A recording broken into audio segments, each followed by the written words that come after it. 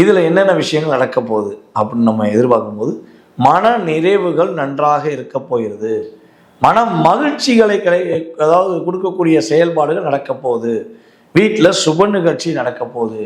உறுதியாக இந்த 2026 நம்முடைய மிதுன ராசி அன்பர்களில் யாரெல்லாம் திருமணத்துக்காக காத்திருக்கிறீர்களோ, அதாவது 80 கிட்ஸ் 90 கிட்ஸ் 2K கிட்ஸ்னு, இந்த கிட்ஸுங்கிறது எப்போ வருது பார்த்தீங்கன்னா இப்போ தான் வந்த ஒரு வார்த்தைகள். முன்னாடிலாம் நாங்கள் எங்களுடைய காலகட்டங்கள்லாம் வந்து பார்த்திங்கன்னா இப்போலாம் சொல்ல மாட்டோம் 2K கிட்ஸு 90 கிட்ஸ்லாம் சொல்ல மாட்டோம். ஸோ இப்போ தான் நம்ம கலோக்கியில் நம்ம வர வேண்டியிருக்கு. ஏன்னா இது வந்து பார்த்திங்கன்னா கலியுக காலம், அதே போல் வந்து கம்ப்யூட்டர் காலம் அப்படின்னு சொல்லுவாங்க பார்த்தீங்களா, அதே மாதிரி தான்.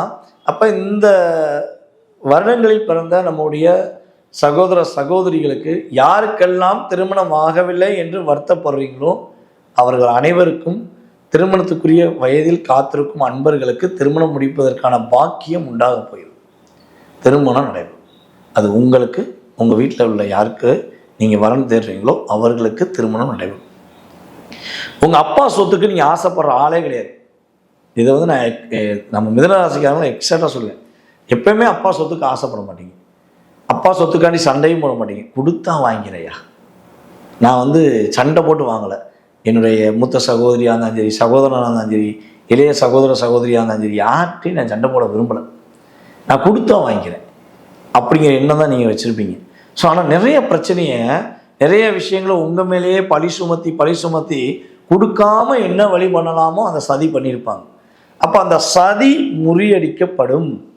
உங்களுக்கான உங்களுடைய தகப்பனார் சொத்து உங்களுக்கான பங்கு கிடைக்கும் என்பதை இந்த வருடத்தில் கிரகங்கள் கொடுக்க போகின்ற அற்புதமான விஷயம். இதை எழுதி வச்சுக்கலாம். சொத்து பிரச்சனை முடிய போகுது, கவலைப்பட வேண்டாம். பண வரவுகள் நன்றாக இருக்கும். இது வந்து 2 பகுதியாக பிரிச்சுக்கணும். ஏன்னா இந்த 2026 வந்து பார்த்தீங்கன்னா ஜென்மத்தில் அமர்ந்திருக்க குரு பகவான் ராசிக்கு 2ஆம் இடத்துக்கு உச்ச நிலைக்கு செல்றார்.